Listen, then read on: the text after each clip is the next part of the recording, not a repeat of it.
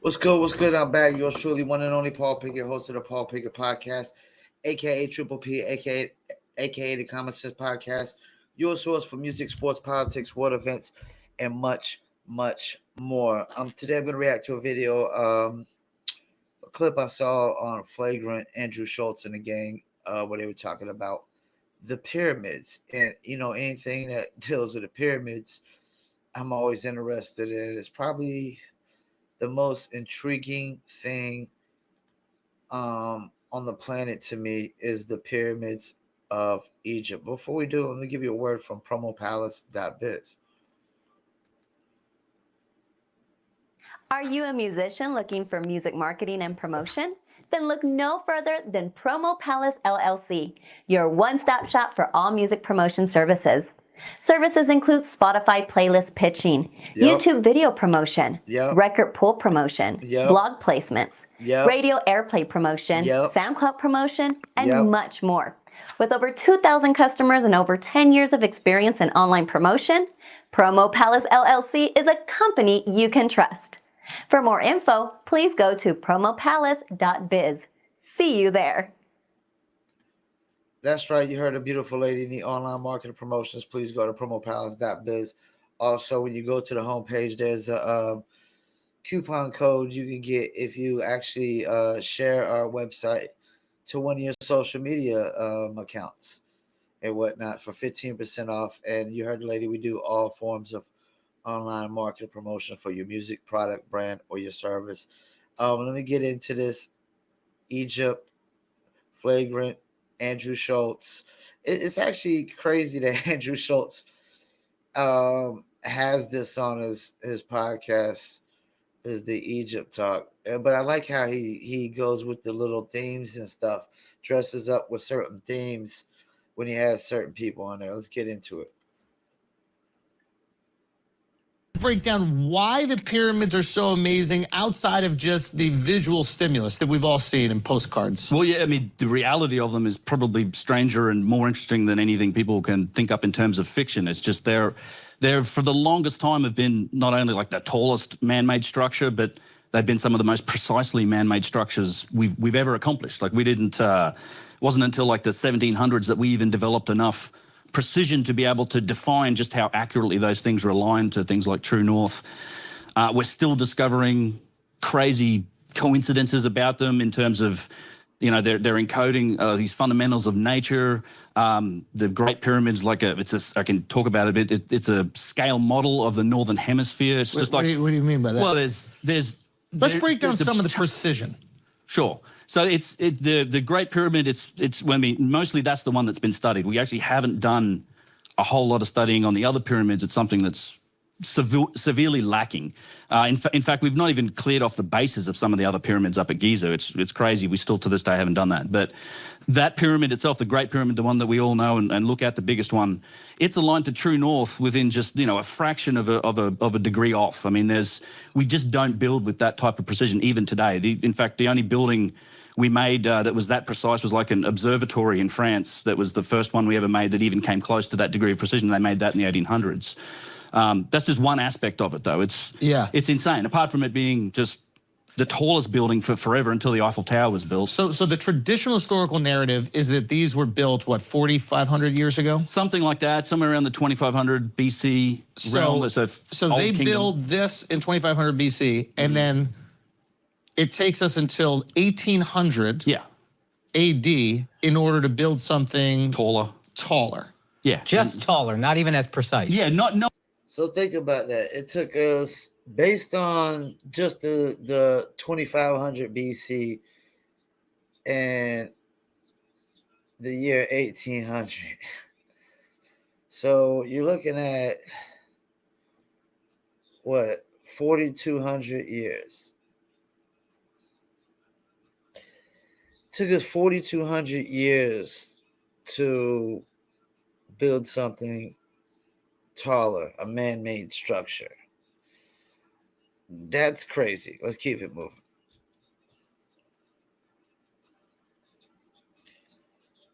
Nowhere near as precise. 4,000 years later, 4,500 years later, whatever it is. So you can understand why people start to question the historical narrative. Well, it falls apart under any rudimentary examination, just the logistics of trying to build that thing alone. So you have to, the way that there's very little evidence that actually ties it to the guy they say who built it. It's a guy named Khufu, who's like a pharaoh of the 4th dynasty, Old Kingdom.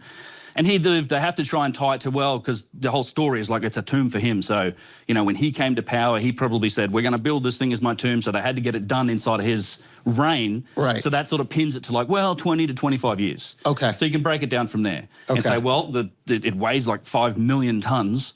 And no kidding. And it's like it's made up of around somewhere between 2 and 2.5 million blocks of stone weighing, you know, any of it like 2-3 tons. Some of the big granite blocks on the inside weigh like 70-80 tons. It's insane. And these blocks are coming from quarries that are... Some of them, yeah. The granite came from quarries that are like 1,000 kilometers away to the south. They had to be shipped up. A lot of the limestone, so it's made up of granite in the inside. The outside is 2 types of limestone. The core masonry is this limestone. A lot of it did come from Giza, not all of it. There's actually nowhere near enough quarrying to make up for all of it. The Cairo area, and then the outside casing stone is something called Tura limestone. It's a very fine white version of limestone that came from a fair distance away. But you can break it down from there. So if you go, well, it's 25 years, 2.5 million blocks of stone, it basically means for 25 years, you have to be putting 1 block of stone in place, finished, shipped, carved, quarried, put in place every 5 minutes, every day for 25 years. 24/7, nonstop. Now think about what he just said. I mean, that seems physically impossible. It seems physically impossible without some kind of technology that they had that apparently was lost or probably destroyed. And we've been disconnected now with that technology. That's the thing. The fact that we can't build these things today, and we're supposedly in our greatest technological advancements. Like, I remember when rockets would shoot off from NASA and they had to land them in the ocean.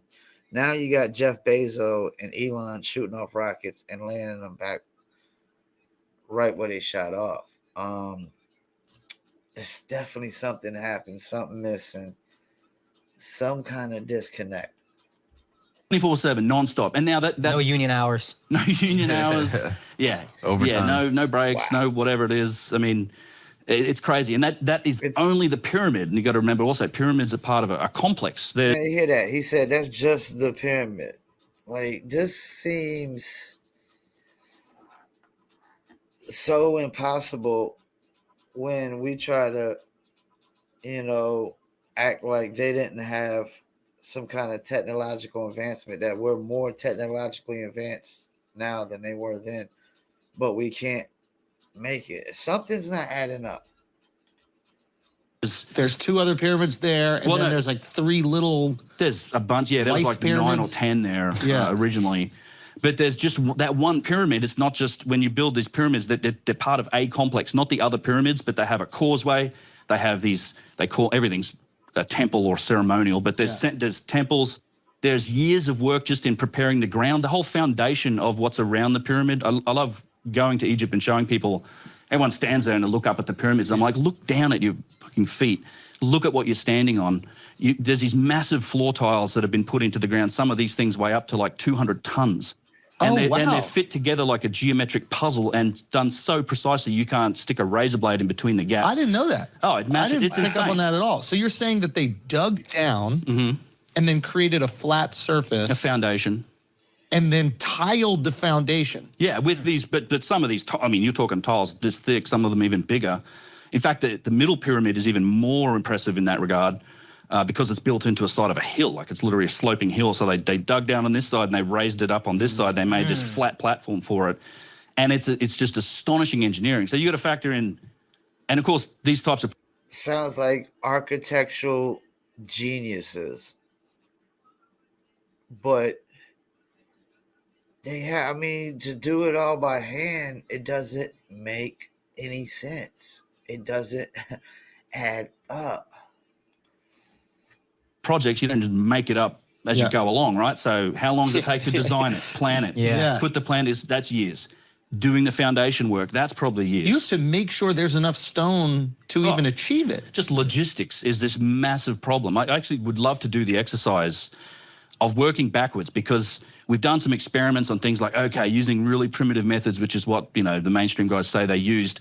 It takes this long to cut stone. And we've done a few little experiments here and there, but you can use that and work backwards, try to estimate how many cuts of stone do we need, how long would that have taken, how long is it going to take to ship this ship. That's right. You can see based on, what is it, axe and chisel or whatever it is? Yeah, chisels. So, well, this is the thing. Hammer and chisel? The stupidest thing about it all is you see these wonders of ancient Egypt, the pyramids, these giant granite single-piece statues and columns, and they tell you that it was all made with round balls of stone and flint chisels, just like repeatedly bashing on them. So let's or assume like grinding it was on them with sand. But let's assume it was. You could calculate. No. But even if we were to, like, you could calculate how long it would take to take that round stone and the chisel and chip away and create these perfectly.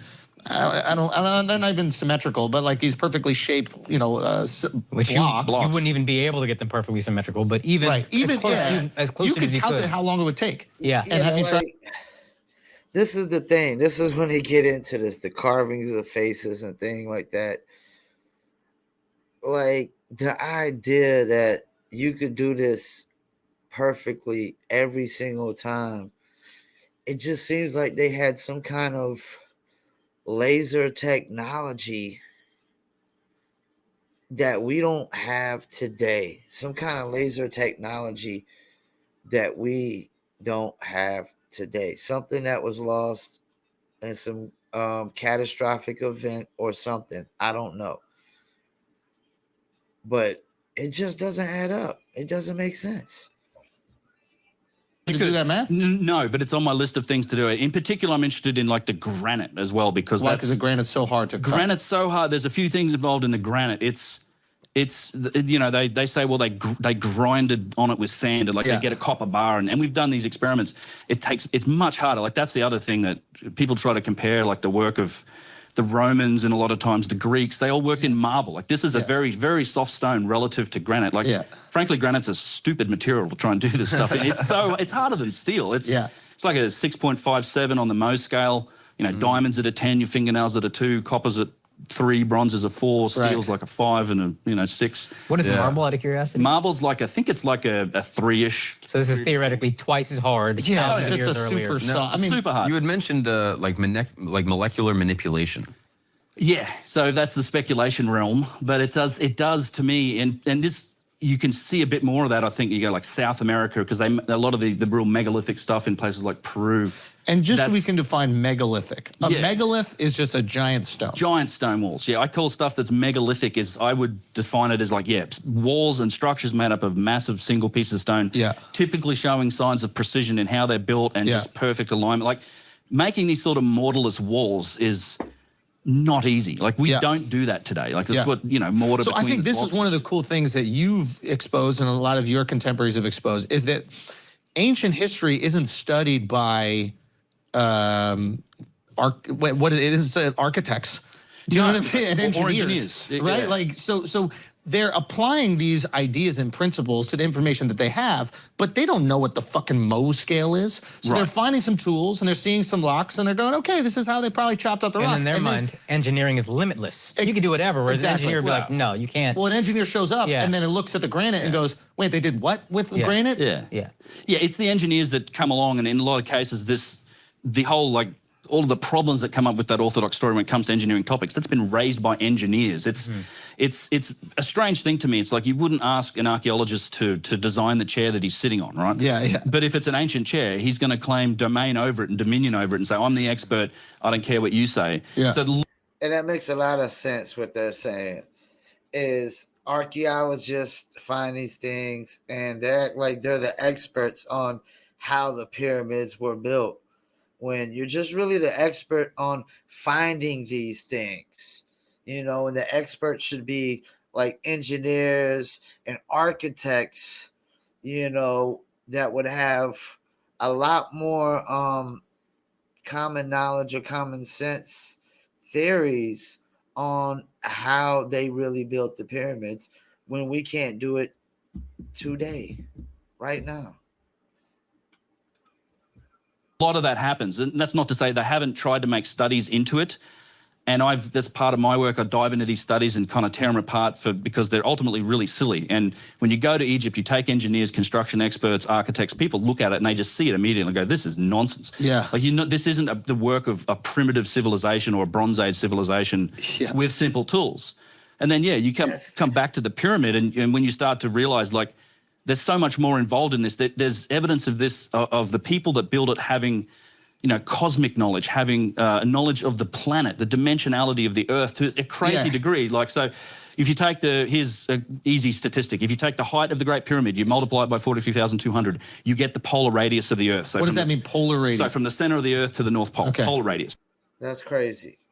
Now, listen to what he says after this. If you take the perimeter length of the Great Pyramid, you measure around the perimeter of it, and you multiply that by 43,200, you get the equatorial circumference of the Earth. So the length of the right. So basically, he's saying you take one part of the pyramid, and you multiply it by 40. I think he said 43,200. And you get the Earth, from one equator to the other length. And then if you take the base and multiply it by the same number, you get the width of the Earth going around. Now, think about that right there. In order for them to know that, they'd have to know the full length of the Earth and the width and then the length from equator to equator and then across. They would have to know the length of that. That means how would they not know that there's a North America land? Like, you mean to tell me they know the whole length and width of Earth, but they don't know there's a North America over there? I mean, wow. That's why they say, I don't even like to say Christopher Columbus rediscovered America or discovered America. I like to say he mainstreamed America. He mainstreamed it, But let's keep it moving, because that's just crazy that they knew that. That long time ago. That probably means that around then, maybe the continents were together. Like some maps suggest that the continents were together at some point, and they separated during, I guess, some massive plate shifts. Some massive earthquake or plate shift or ice age. I don't know what it could be. But, it just seems like common sense and common knowledge to me. That they knew the length and width of the whole planet. They would have to, they would have, like, how would they know that? That's crazy. Of the equator. So it's 43,200. This gets into Randall Carlson territory. It's a 43272. 7. It all relates back to I guess the cosmic sort of cycles and all of these the processional numerology. When you talk about precession of the equinoxes, are you familiar with this term? So it's the great year. Right now we're in the age of Pisces. It's that 26,000-year cycle that's defined by where the sun rises on the solstice, and it's like under what constellation does it rise. So right now we're in the age of Pisces. We're transitioning into. There's a whole song about this. You know what the next age is? Aquarius. The age of Aquarius, right? And in fact, there's references in the Bible about this. It literally and think about it, like Jesus kind of represents the age of Pisces in a lot of ways. Oh, look at people. They have the fish on the back of the car. Yeah, they have the Jesus fish on the car. It's always a giggle because it's like, okay, it's Jesus, but it's an analogy for the age of Pisces that we live in. And he was, part of his disciples were a fisherman. He fed people with bread and fish. The age before Jesus, 2,000 years ago, was the age of Aries, the ram. And that's me. I'm an Aries. That was the age that represents my zodiac. And this thing, I never knew about this thing, this cosmic cycle thing. And this thing is so interesting. It makes me think that I might not need to totally dismiss the Bible as much as I do. It definitely has some significance if we're looking at it in the cosmic cycles way. And it just shows you that all this is just deeper than we know. It's deeper than we think. And we really have no clue. We're so disconnected just because of the fact that we can't rebuild the pyramids. There's some disconnect in history that we've lost. So think about another biblical figure that existed Isaac. in the old time. Well, yeah, Moses as well, right? Oh, right. And he blew the ram's horn. You know, and before that, I wonder if that was him trying to talk because he had a speech impediment. So I wonder if like they thought it was a ram's horn, but he was just like, yeah, maybe it just sounds like a ram's horn. Yeah. Yeah, it could have been. Yeah, but we're it's okay. It still makes sense. Yeah. Yeah, well, and it goes further too. It's like you go back further, and the age before that, another 2,000 years before that, was age of Taurus, the bull. So the sun's rising under the constellation of Taurus on that spring solstice. And the story about Moses, do you remember what happened when he came down from Mount Sinai with the commandments from God when he was, you know, what he found his followers doing? Yeah, worshipping Baal. Yeah, worshipping the golden calf. And he murdered all those motherfuckers for it, and they smashed the idol up. It's sort of representation of age of Taurus is ending. Now we're in the age of Aries. Now we're in the age of Pisces.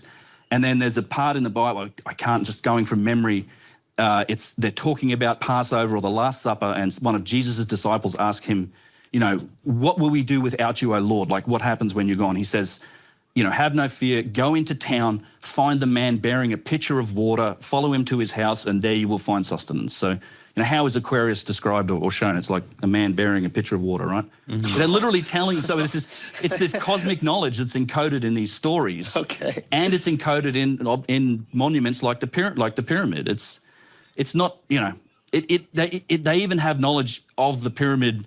It encodes the specific shape of the Earth. By that, I mean the Earth being this oblate spheroid, right? We're a little bit fatter around the edge than we are around north-south, right? Because we spin. Yeah. So we're not a perfect sphere.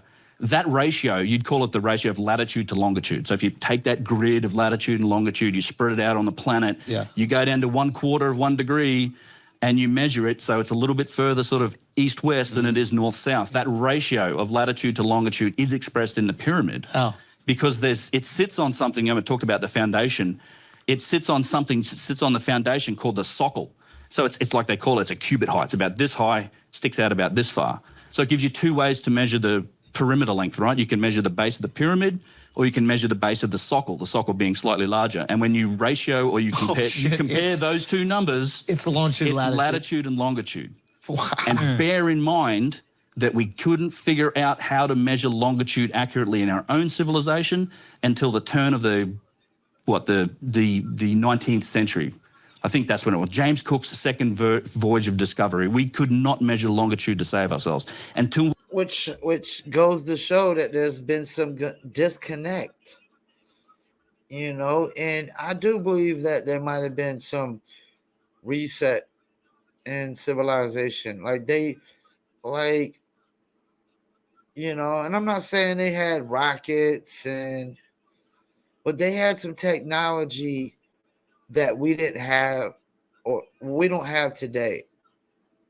You know, they might not have been, you know, they probably didn't have cars and all these things, but there was something that when it comes to building big structures and just big man-made things, there was something they had or they knew that is lost today. Some information that has been lost or destroyed, and you know, we haven't been able to rediscover to this day. We developed chronometers and watches accurate enough to do so.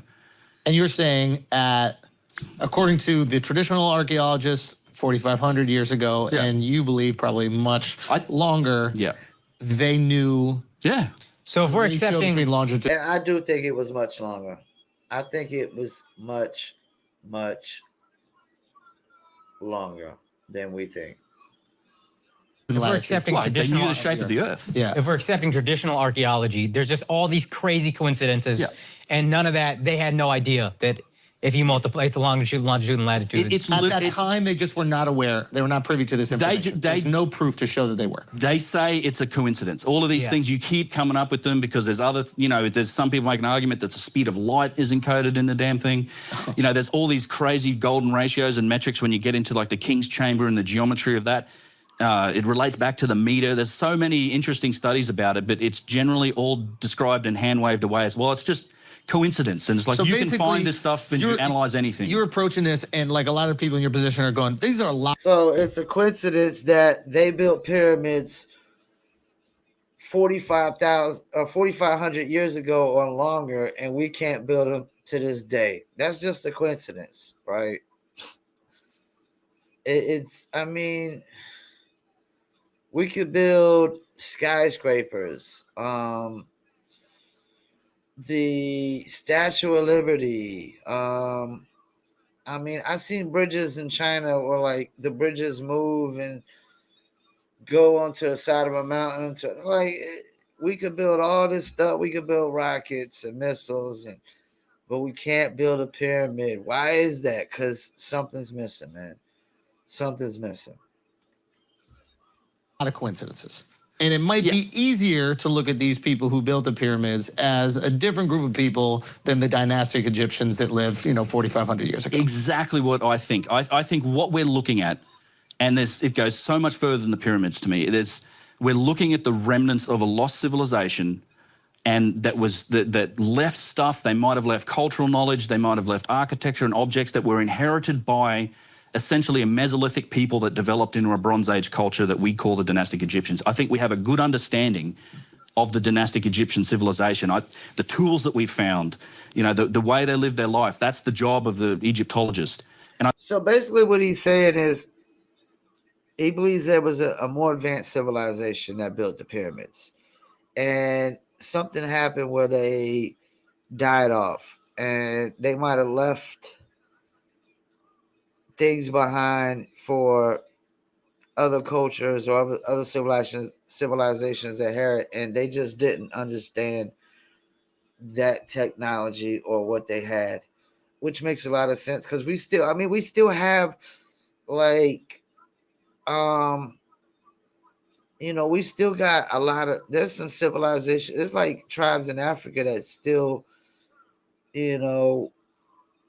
walk around with no clothes, and they still live like, mankind lived thousands and thousands of years ago. Then you had the Mayan civilization. And I don't even know if there's still Mayans around, but their civilization never,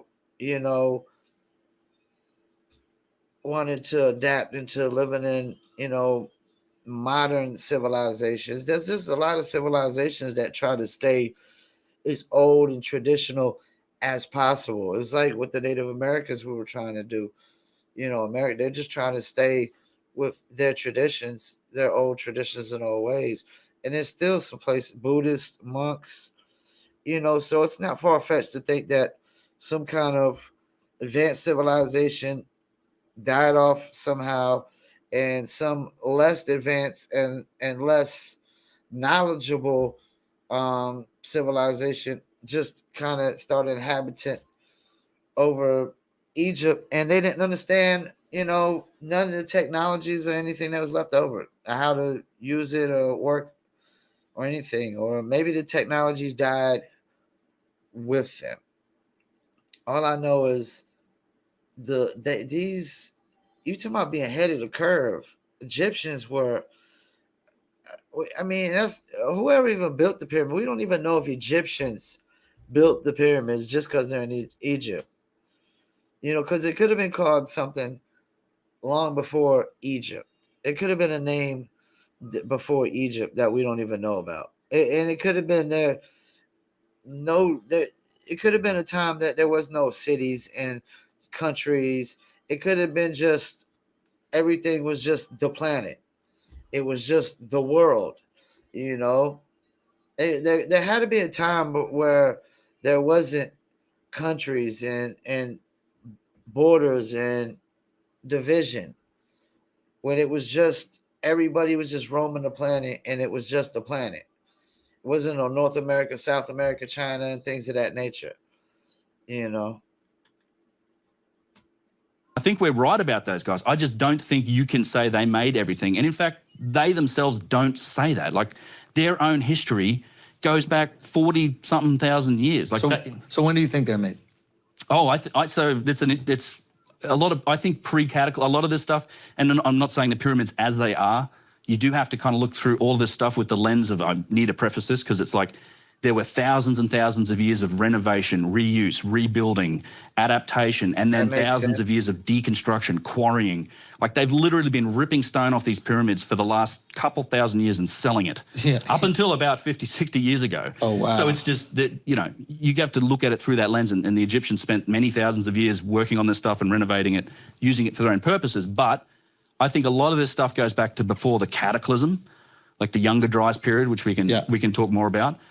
But potentially goes back way further than that. If I'm going to speculate, I mean, hundreds of thousands of years, potentially 50, because, and this is where it gets interesting, because there's so many other vectors from modern science right now that should be affecting that story of history, right? The last 20 years, we've seen incredible advances in our knowledge base, not just the cataclysm stuff. To me, that's the key that kind of unlocks the whole picture, but even the history of the human race itself.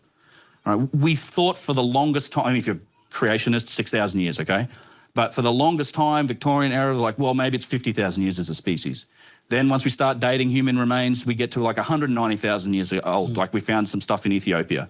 And then recently, in the last couple like decades, 300, right? Morocco, they found a modern, anatomically correct, Morocco's. I think about that. Now, if we're going off the assumption that dating bones, that the science of dating bones, that we've got this down packed, that we pretty much figured this out.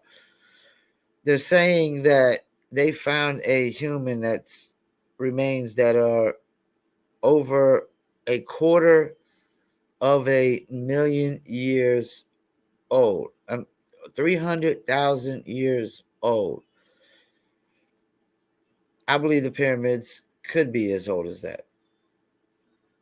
They could be as old as that, if not older. You know, just the weight of them, like 70 tons. What's going to come and move 70 tons? What tornado or hurricane is going to move 70 tons? It probably would take a force like a major, like the ocean coming in. I don't even know if an ocean pressure, like a typhoon, could move 70 tons. I don't know. But that just, it's crazy. It's just,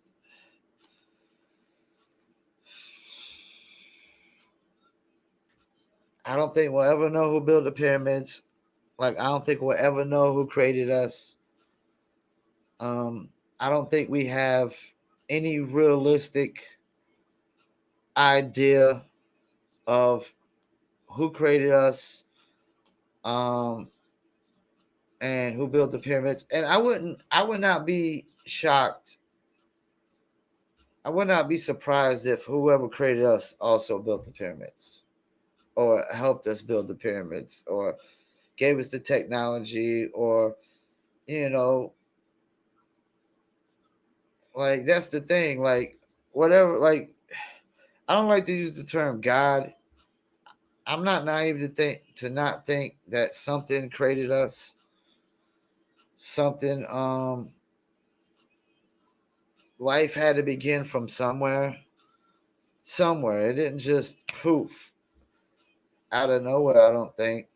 You know, there had to have been some kind of organism or that grew into something or evolved into something or something. Life began from something.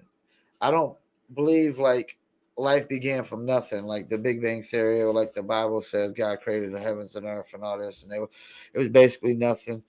You know, I don't really believe into that. So I don't think we'll ever know what created us. I don't think we got the right idea, the right perception And same thing with the pyramids. Just the simple fact that we can't build them today tells you that there's a lot of information missing, a lot on the table that we don't know. Let me know what you think in the comments. Once again, thank you for tuning in, Paul Pickett Podcast.